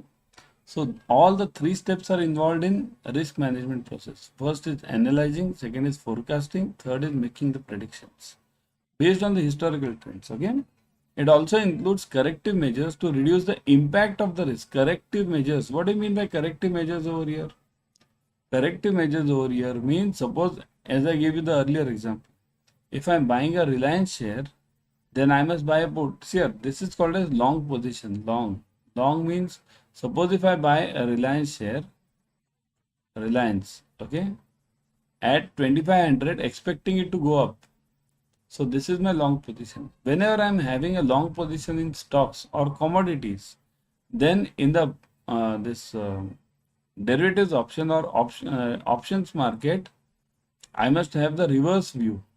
So in that market, I'll buy the put option. Put means what? If the market goes down, then the value of that put increases. Okay. So that's why whenever you are long on commodity, you must always buy put options to hedge that risk. And this is known as the hedging. Corrective measure means hedging. Okay. Maturity mismatch. It refers to the situation when company's short-term liabilities exceed its short-term assets. So short-term liabilities exceed short-term assets. What do you mean by this? We are talking of short-term only, okay? Short-term liabilities exceed the short-term assets. Means suppose if my loan, liabilities mean deposits. If my bank's deposits are much more than my assets or my loans, then I'll definitely face the problem of liquidity. Means I'll be facing the problem of this interest rate risk, because the interest going out will be higher as compared to the interest coming in, right? So maturity mismatches are visible on the company's balance sheet and can shed light on its liquidity. So immediately if there is a maturity mismatch, it will be shown in the company's balance sheet. Why? Because the interest difference will immediately be displayed. Well, after all, you can't hide anything from the balance sheet. Okay. Maturity mismatches often signify a company's inefficient use of its asset, isn't it? Company's inefficient use It means what? If I'm having the loans, then I must use it properly. Properly means what? As a bank, I must see to it they are going to the basically to the productive assets, not to the NPA ones, right? Number one. Number two, also the durations of the loans and the deposits need to be matched. Duration. Okay, that's what the maturity is says. Suppose if I am having a loan or if I take a deposit of, let's say, deposit, okay, if I take a deposit of, let's say, 1 year of, let's say, 1 lakh, okay, and I have to give a loan against this, so the loan against this will definitely not be more than 1 year. Loan should also be 1 year or less, right? So if I give a loan of 1 year, it's the best. So 1 year, it should be, the maturity should match of deposit and loans. Okay. Market value of the equity. It is the total rupee value of the company's equity and is known as the market capitalization. What do you mean by this capitalization? Understand this word. See this. It means that if Reliance share, let's take Reliance only. I take Reliance share because it's a known share to everyone, isn't it? So now, suppose if I take a Reliance share and this Reliance share now, let's say, is priced at 2500, okay, let's say 2500, and now what happens, this Reliance has issued, let's say, I'm giving an example, 1 lakh shares in the market. Number of shares is 1 lakh. So what is its market capitalization? So the market capitalization over here will be 2500 into 1 lakh. So 2500 into 1 lakh. So those many rupees, okay, will be the market capitalization of Reliance. Okay. So that is known as the market value of the equity or market capitalization. Total rupee value of the company's equity. This is the total rupee value of the company's equity. The measure of company's value is calculated by multiplying the current stock price by the total number of outstanding shares. See this, we have done the same thing. Current market price into total number of the outstanding shares. How many shares have been issued in the market? Okay, that is known as outstanding shares. Got it? So Reliance shares over here, the market capitalization will be, okay, give me the answer everyone. 2500 into 1 lakh. What is the answer? 1 lakh means how much will it be? Yeah, 2 crores. Then yeah, 25 crores. Yeah, it will be around 25 crores, right? 25 CR. That will be the answer roughly, right? Yeah. Coming back, chalo. Next one. Before going ahead, download Adda 24/7 app on your mobile. In this app, you will be getting the premium study material plus live classes, ebooks, tests, whatever we need for clearing JIB and CIB, we'll get it over here. So download it right now and start studying. Okay. Next one. Downside potential. It is the estimation of securities of a security's potential loss in the value if the market conditions precipitate a decline in the security's price. Means what? Here, potential loss, keep it very simple. Potential loss due to decline in price of the security. Means, for example, we have studied this in our ABM also, okay, or in our JIB also. If the price of the bond, let's say, let me take Reliance only, okay, Reliance share. If I brought it at 2500 and if tomorrow the price of Reliance goes down to, let's say, 2000. So what is this happening? This is the downside potential. Securities potential loss due to the decline in the securities price. Okay.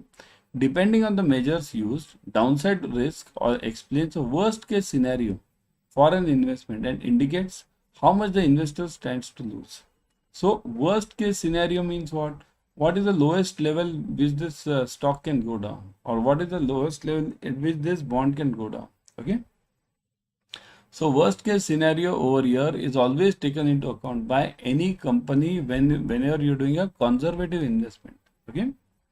Indicates how much the investor stands to lose, how much this investor will lose if this downside potential, means if the Reliance share goes down.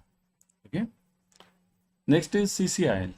The Clearing Corporation of India was set up in April 2001 to provide the guaranteed clearing and settlement functions for the transactions in money, government securities, foreign exchange and derivative market.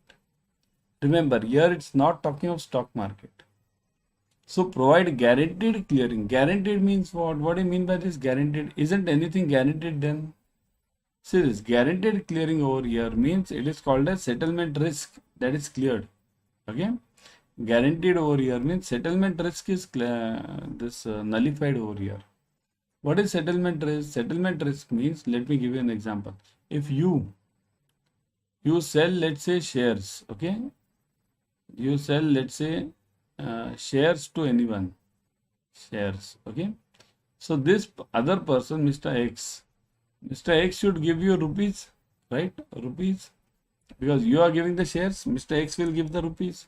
So what do you mean by settlement risk? If you give the shares and Mr. X does not give you rupees, then what? Then this is known as settlement risk. So CCIL guarantees this part.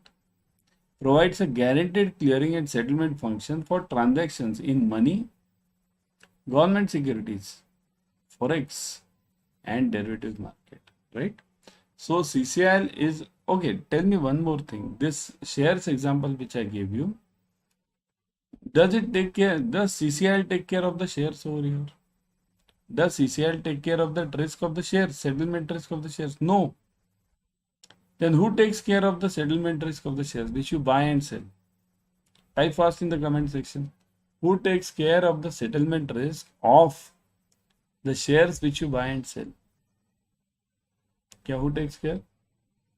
Because here CCIL is very clear. CCIL is money, government securities, foreign exchange, and derivatives market. 4, clear? Does it say anything about shares? No. So who talks about shares then?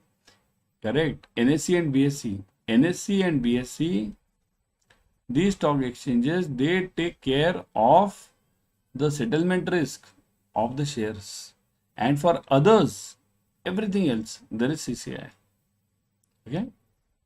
Yeah. Like that, there are some things which money can't buy. For everything else, there is MasterCard. That was the ad. Remember anyone? Now gone, isn't it? MasterCard was having an ad a few years back that there are some things which money can buy, and for everything else there is MasterCard. Similarly over here, only share settlement risk is taken by NSE and BSE. For everything else there is CCI. Okay. What is EWRM or EWRA? What do you mean by this? Enterprise-wide risk measurement or risk assessment. Enterprise-wise means what? Enterprise-wide means total related to enterprise. Complete company-wise. EWRA or M you can call it, assesses the risk of anti-money laundering, counter-terrorist financing, means AML and CTF, and sanctions, in addition to the counter-proliferation financing and anti-bribery and corruption. Now these are important terms which may come to you in exam. Okay, so money laundering, AML, counter-terrorist financing, okay, means terrorist financing. Okay, then second is counter-proliferation financing. Okay, this is again a type of this AML only. Anti-bribery and corruption. Anti-bribery and corruption. So bribery related and corruption related. So this, even bribery and corruption is part of this enterprise-wise risk, because after all it's a risk, isn't it? Thus these are most inclusive elements of EWRA. So these are all the inclusive elements of EWRA or EWRM, right? Remember, whenever you are talking of enterprise-wide risk measurement, it means you are talking of the whole company, not of a specific section. Okay. Now, before everyone, I would suggest kindly, I told you just now, join the Adda 24/7 Officers Adda 24/7 channel. How to join it? Suppose if you have to join on this Telegram, okay, scan this blue QR code. Pause this video and scan this blue QR code. If you have to join this YouTube channel, scan this right side QR code, this one, okay, this one. If you have to join the Instagram channel, so scan this blue QR code, this one, okay, and you can join it. See, there are many benefits available for this, okay. So definitely I would suggest join. Everyone should join this because this is very useful to you. Remember, we give various questions, various recordings plus tests are available on these channels for free also. It's not only paid. Many of them are free also. Okay. Welcome to Adda 24/7. We are in the BFM Sankalpa series and we are covering various important theory, numericals, objective questions in the same. Today we will be covering the objective questions. Before going ahead, have you seen yesterday's series? Means Saturday and Friday I had completed one series that was numericals. Very important numericals were done. Have you seen that? Type yes if you have not. Kindly follow it again. Go to the channel, follow it again. Important forex numericals were covered. Very important. Huh? So if you have not covered it, if you have not seen it, kindly go and see it because it's very important. You'll get case studies. 2 case studies you'll get on 5 marks and both the case studies I had covered it over there. Okay. So let's start with the numericals today. Okay. Okay. All done. Everyone set now. So let's start. Chalo. First question. The liquidity risk of the bank arises from. So liquidity risk of the bank, of any bank. Liquidity means what? What do you mean by liquidity risk? It means that I don't have money at right time. That is very important. At right time, whenever I have to pay my EMI, I don't have money. That is a liquidity risk. Same thing about the banks also. Bank has to pay some bond holder. Okay. At that time, bank doesn't have the money. That is a liquidity risk. If some depositor comes for withdrawal, bank doesn't have money. That is a liquidity risk. So this liquidity risk of the bank arises from number one, funding of long-term assets by short-term liabilities. Long-term assets by short-term liabilities. What do you mean by this word? Suppose let's consider all these cases. Okay, let's consider all these cases. Let's say this is deposits. Here, liabilities means deposits, assets means loans. Okay. Now, case number A. Funding of long-term assets by short-term liabilities means what? I'm having a deposit of 1 year and I'm giving a loan of 3 years. Will this create a liquidity risk for me? Just type yes or no over here. Huh? Let's see later. B1. Funding of short-term assets by long-term liabilities. So deposit of 3 years and loan of 1 year. Will it create a problem for me? Funding of long-term liabilities by short-term assets. C. Funding of long-term liabilities. This is ab initio wrong. This is from start only wrong. Why? Liabilities funded by assets. Is it possible? Not at all possible. Assets are always funded by long-term liabilities. Means long-term or short-term. Assets are funded by the liabilities. So C is ab initio wrong. Okay. Ab initio means from the start itself. We need not even discuss this. That is the point. Now the question lies between A and B. Between A, 1 year deposit I am having and 3 years loan I have given. So will it create a problem for me? Yes, it will create. Why? Because this guy who has deposited, this person will come to me after 1 year, but this person will pay to me after 3 years. So this will be a problem to me. What about B? If this person has given me a deposit of 3 years, this guy will come after 3 years. Isn't it? This guy will come after 3 years, but this guy will pay me immediately after 1 year. So I won't have any liquidity problem over here because whenever this person comes, I can repay him back, him or her. Okay. So the answer is A. Funding of long-term assets by short-term liabilities. This is a basic logic based on which this question is dependent. And such questions are asked to in exam. Remember. Okay. Move on. Funding liquidity risk is defined as funding liquidity. Remember this. Funding means I don't have funds. Liquidity risk, but related to funds. So that is defined as excess of liabilities over assets. Excess of long-term liabilities over long-term assets. Excess of short-term liabilities over short-term assets. Inability to obtain funds to meet the cash flow obligations. Very simple definition.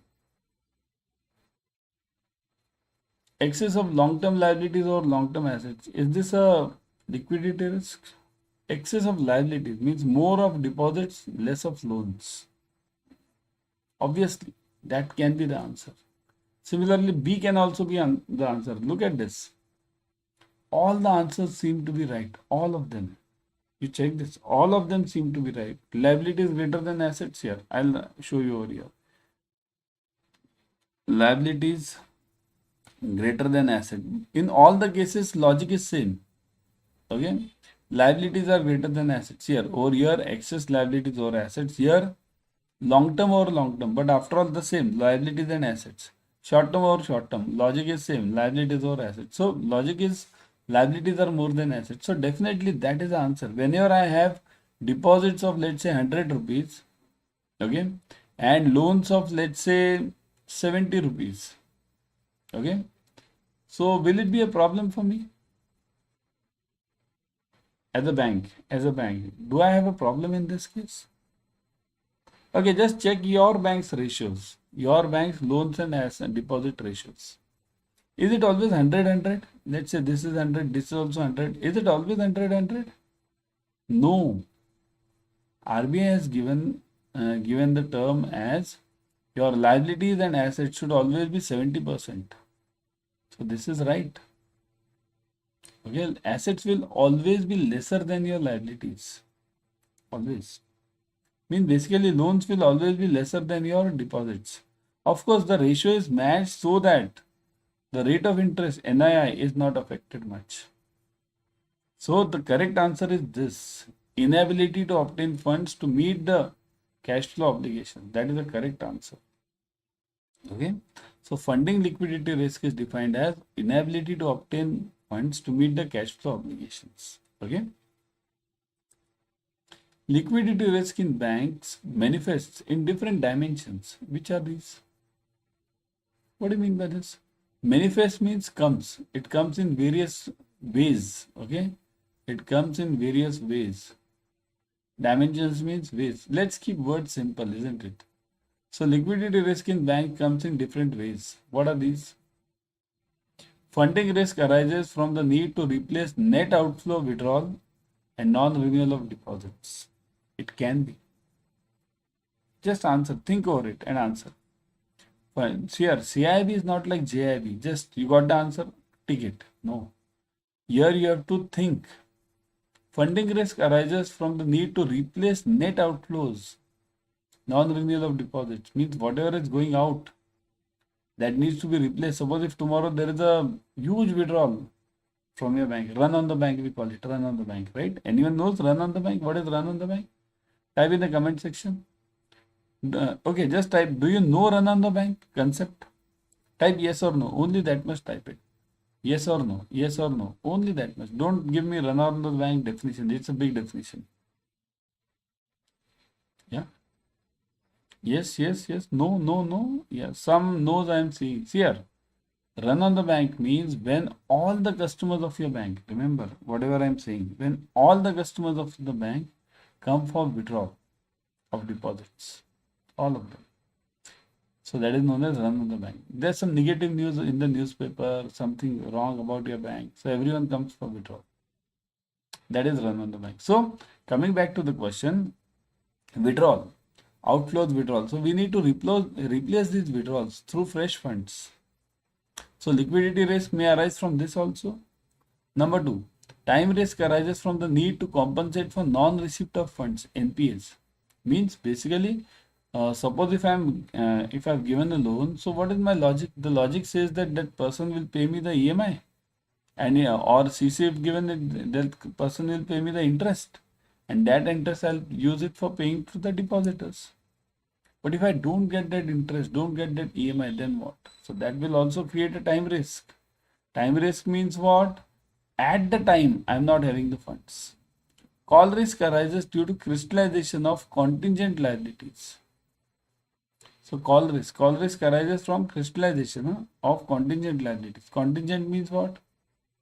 Contingent means which was not to come, or future transactions, future, like bank guarantee, LC. Okay, these are all contingent. So it comes in which of these cases? Both A and B. Okay, I'll mark it like this. A, B and C. That is the best answer. So the answer is actually this, A, B and C. Because funding risk is to replace the net outflows, that is also correct. Time risk is for compensating the non-receipt of fund, that is also correct. And call risk is also a type of risk, this liquidity risk only. Because if tomorrow there is a huge bank guarantee to be paid by you, then from where will you get the funds? Urgent funds. Okay. So both, not both, actually it's A, B and C. Okay. Everyone subscribe to Officers Adda 24/7 YouTube channel. In this channel, you will be getting latest updates from IIBF on JIB and CIB. Means what is updates from IIBF? IIBF gives various notifications.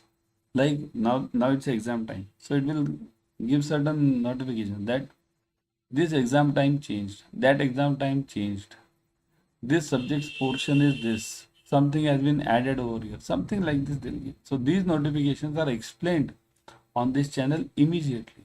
Officers Adda 24/7. Also you get free YouTube series. Here right now what are you watching? You're watching the same free YouTube series.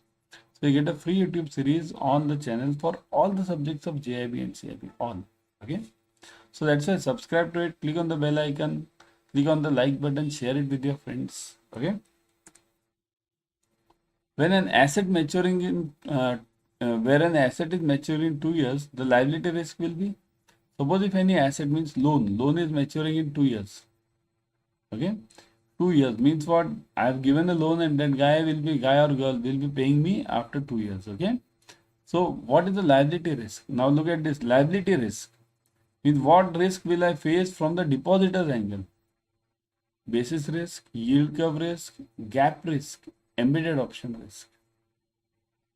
From the depositor side, I'll face this risk, depositors, embedded option, right? See here, if this asset is maturing in 2 years, means there is a loan. Let's look at it this way, loan. Okay. If this loan is maturing in 2 years, this deposit, I may face a deposit. See here, I have to fund this loan by this 2 years. So what I have to fund is, I have to see to it that I have sufficient deposits for this loan. But if these deposits get matured, FD gets matured, there is a withdrawal, then will I get the same FD of the same amount afterwards? If after the withdrawal, will I get the FD of the same amount at the same rate?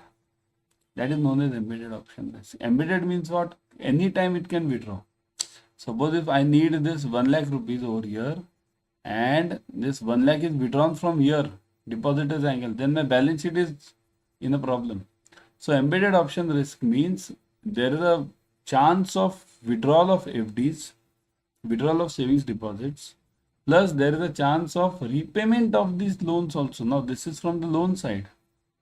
Somebody repays these loans. So embedded option risk is for both the sides, loan also and deposit also. Here we are talking of liability, deposit side. So that's why it's the main embedded option risk. The risk of adverse variance of mark-to-market of change in the market price of the interest rate instruments, equities, is called. So mark-to-market, what is mark-to-market? Mark-to-market means that basically the logic behind mark-to-market is, suppose if I brought, let's say, a bond, and that bond I am not going to sell immediately. But mark to market means what? Whether if what is notionally I am gaining some profit or not in that. That's the meaning of mark to market. Suppose if let's say you have brought a flat, you have purchased a flat, okay, for staying flat you have purchased.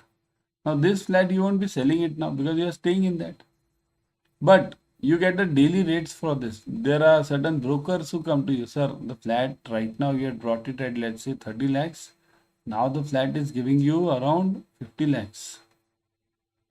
So this is what this difference is known as notional or mark to market. Notional or other name is mark to market, M to M. Okay, M to M means what is the rate at which I had brought and what is the present value of my security. Okay. So risk of adverse variance of mark to market value of change in market price in the interest rate instruments. Interest rate instruments is called as price risk, market risk, translation risk, both A and B. What is the answer? Let me get it from you now. I'll explain you, not an issue. But let me get it from you first. It is both A and B. Price risk and market risk, both. Because here, market price risk is actually a part of market risk.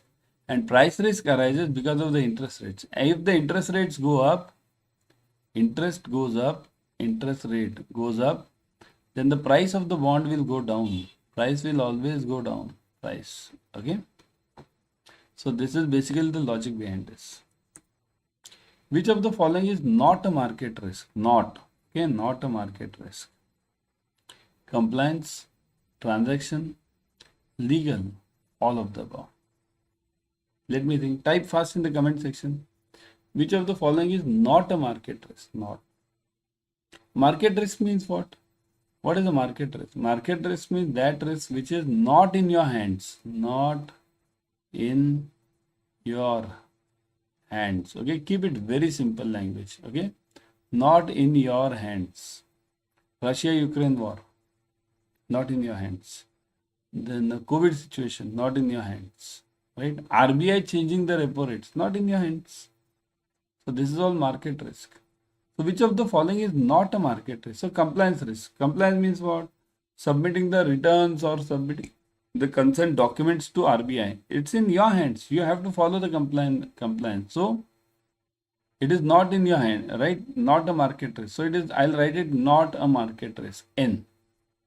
Transaction risk. Transaction means whatever transaction I'm doing, I must maintain precautions in that. So there's no market risk. External forces are not acting on this. Legal, again, it's a part of this transaction risk only, right? Means basically operations risk. These are all operations related risks. So this is not a market risk. Answer is all of the above. Okay. Everyone download Adda 24/7 app on your mobile. In this app, you will be getting the premium study material plus live classes, ebooks, tests. Whatever we require for clearing JIB and CAIIB, we get it over here. So that's why download it right now, immediately, and start studying. Don't just download it and keep it. You have many apps in your mobile. Okay, just tell me, everyone, how many total number of apps you have in your mobile? How many? We don't even know the numbers. Even I don't know. How many of these apps have you watched? Do you watch regularly? I know you watch only WhatsApp regularly. Only WhatsApp. Tick, tick, tick, tick, tick, tick. And some other one or two more. Nothing else. Okay? Somebody might be watching that shopping apps, Amazon and all those things. That's okay. But remaining apps, we just download it and keep it. Don't just download it. Use it. Go through it. What are you getting? You're getting many free features over here.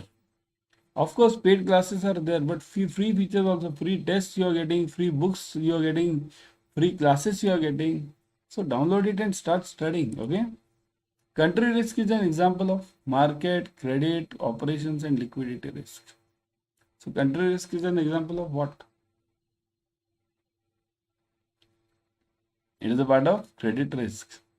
See here, credit risk always is of two types. Always remember this, two types. Okay. One is country and second is counterparty. I'll just write it. Okay, full only I'll write it. Counterparty. Because many of the students might not understand this. Short form of this is actually CP. Okay. But counterparty risk. So country risk and counterparty risk. Credit risk always has two parts. Okay. All of the following are types of price risk except, now again we want except means not, which is not the type of price risk. So all of the following are the types of price risk except commodity price, exchange rate, stock price, counterparty risk. Just now I gave you. What is the answer? Just now. Yeah. Type fast. Just now I gave you. Yeah. This one. Look at this. Credit risk has two parts, credit and counterparty, country and counterparty. So counterparty will be a part of what? Will it be a part of price risk? No, it is a part of credit risk. So this is credit risk. This is not the one. This is yes, this is yes, this is yes. All these are price risks. But this is a part of credit risk. Okay. In financial market, bond prices and yields are. JIB studies. Okay. Bond prices and yields are inversely related, directly related, inversely or directly depending on the type of the bond, and none of these. JIB. Okay. Give me the answer. Yes, it is. What? What is the answer? Bond prices and yields. Inversely, right? If the yields go up, what is yield? Yield means asking rate. If the asking rate of any bond goes up, the price of that bond will go down. Everyone, just now I told you that join our Officers Adda 24/7 YouTube channel. But how to join it? Sure, we are having 3 important channels. One is on Telegram, second is on YouTube, and third one is on Instagram also. Scan this QR code for this blue one for this Telegram, this black one for this YouTube, and this one for this Instagram. Immediately pause the video, scan this. Now, why should you join here? We gave whatever is available. What is available on these channels? Free tests, free ebooks, free classes. Okay. Then paid classes are also available on the app. So scan it and join whatever is free. Grab it fast. Okay. So now I would urge everyone to join the Sankalpa batch, selection batch. Okay. In this batch, we are covering all the numericals, objective questions, case studies. All the compulsory subjects are covered. And very important here, important is case studies. All the case studies are covered in this batch. You can join the Mahapack as well. In Mahapack, you are getting multiple batches. Plus, you are getting ebooks, tests, video lectures, recorded lectures. You are getting electives also. Any doubt, call on this number, flashing. Okay, how to join this? Okay, let me show you. Go to Adda 24/7. How to go there? Here, I would always suggest you to go through the app, because in the app you are getting 1% extra. How to go there? See this. Go to Adda 24/7 over here. If you are going through the website, go to Adda 24/7. Click on JIB and CAIIB. Click on CAIIB November 23. Okay. So here you will see the Sankalpa batch. Sankalpa batch. Okay. Click on this English. Got it? This one. You'll see the details. Look at this. Online live classes, test series, ebooks. Now click on ebooks. You'll see subject-wise ebooks. Look at this, subject-wise. Now click on this subject-wise ebooks. You'll see chapter-wise ebooks. Means in such details are you getting? You're getting up to up to the level of the chapter. So what all do you want? That is for basically ebooks. Now look at the test series also. Same. Subject-wise. Click on the subject. You get module-wise and chapter-wise also. So that's what is needed, isn't it? When you get the material in such details, the tests, the ebooks, the classes, then you can definitely clear it. Okay. So that's why I would suggest to join this fast. And importantly, 80% off is going on. Such a huge discount we never get. Okay. How to join this? Okay. Click on buy now. Fill in the details. See this. Click on continue. Code is already applied. See, fill in the details. 23,999 reduces to 4,799. Huge discount. Okay. You can join the Mahapack also. In Mahapack, you are getting multiple batches. Let me show you. See this. Go to Mahapack. See this. Right now, on the Mahapack, there is a double validity offer going on. Plus 80%. See this. 80% off plus double validity. Means you buy for 6 months, you get for 12 months. You buy for 12 months, you get for 24 months. Okay. So both these packages are having the double validity of you should buy any one of them. Okay. Now in this, I'll tell you, as I told you, you're getting test series, ebooks, videos, online live classes, interactive classes, recorded sessions. Okay. You can go through the highlights here. All of them are given over here. Okay. So that's why join it fast. I'll be back tomorrow with another series. Till then, keep studying and do join the batches ASAP because exams are near.